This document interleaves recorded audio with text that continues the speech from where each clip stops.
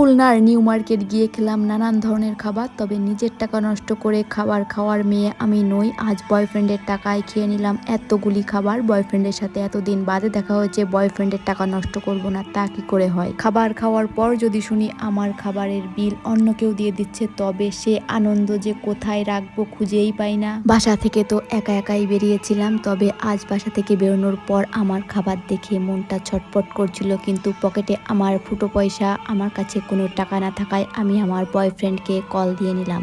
আমার বড়লোকস বয়ফ্রেন্ড চলে এসেছে। আমরা 7 সমুদ্র 13 নদী পাড়ি দিয়ে চলে এসেছি 7 রাস্তায়।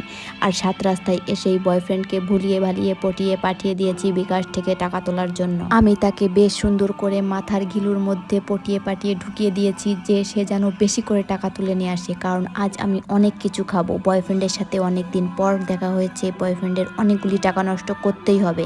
আমার মাথায় শুধু একটাই ধান্দা, আজ বয়ফ্রেন্ডের টাকা নষ্ট করেই ছাড়বো। বয়ফ্রেন্ড তো যেতে একদমই চাচ্ছিল না। বয়ফ্রেন্ড শুধু চাচ্ছিল কিভাবে আমাকে এখান থেকে তাড়িয়ে দেওয়া যায়, কিভাবে আমাকে বান্ধবীদের কাছে দিয়ে আসা যায়, সেই ধান্দা করেছিল। তবে আমি তো শিয়ানা কম নই, আমি তার হাত মোটেই ছাড়তে চাচ্ছিলাম না। আমি তাকে বলছিলাম অনেক দিন পর দেখা হয়েছে, রিক্সাতে ঘুরবো, অনেক কিছু খাবো, ফুচকা খাবো, টুকটাক প্রেম করবো। আমি আমার বয়ফ্রেন্ডকে যত দেশের রোমান্টিক কথা আছে সব বলছিলাম আমি রিক্সায় যখন বসে থাকবো তোমার পাশে, আমার চুলগুলি তোমার মুখে গিয়ে লাগবে, তুমি একটা সুঘ্রাণ পাবা।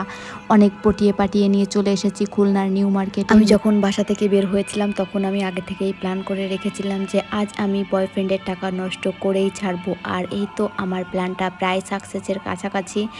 আর এই যে বয়ফ্রেন্ডকে নিয়ে আমি চলে এসেছি খুলনার নিউ মার্কেট। নিউ মার্কেটে এসেই আমরা এখান থেকে নিয়ে নিব যত ধরনের খাবার আছে সবগুলি, কারণ আজ তো আমার বিল দেওয়ার কোনো চান্সই নেই মামা। আজ তো আমার বয়ফ্রেন্ড বিল দেবে। বয়ফ্রেন্ড যখন বিল দেবে তখন তো আমার যা ইচ্ছা আমি তাই খেতে পারবো। বয়ফ্রেন্ড এসেছে তাই বয়ফ্রেন্ডের বড়লোকিয়া ফোনটা আমি নিয়ে নিলাম 16 প্রো ম্যাক্স। আমি এখন বড়লোকস, কারণ আমার হাতে আছে 16 প্রো ম্যাক্স। 16 প্রো ম্যাক্স হাতে থাকলে পাশের সবাই ভাবে ওফ মেয়েটা কি বড়লোক, তবে মেয়েটা যে ফকির তারা একদমই জানে না। হাতে যখন 16 প্রো ম্যাক্স থাকে তখন আমি নিজেকে লাইকা ভাবি, আর নিজেকে লাইকা ভাবতে তো বেশ ভালোই লাগে। আর এখানে আমি খাবার দেখে লোভ সামলাতে পারছিলাম না। তোমরাও লোভ সামলাতে পারবে না, কারণ তোমরা যে মানুষ, তোমরাও আমার মতো খুবই লোভী মানুষ, কারণ তোমরা খাবার দেখে লোভ সামলাতে পারো না। আর এই যে আমার খাবার চলে এসেছে, তবে এই খাবার থেকে আমার বয়ফ্রেন্ডের গালে এক টুকরো দানাও দেব না, কারণ এটা শুধু আমার খাবার থেকে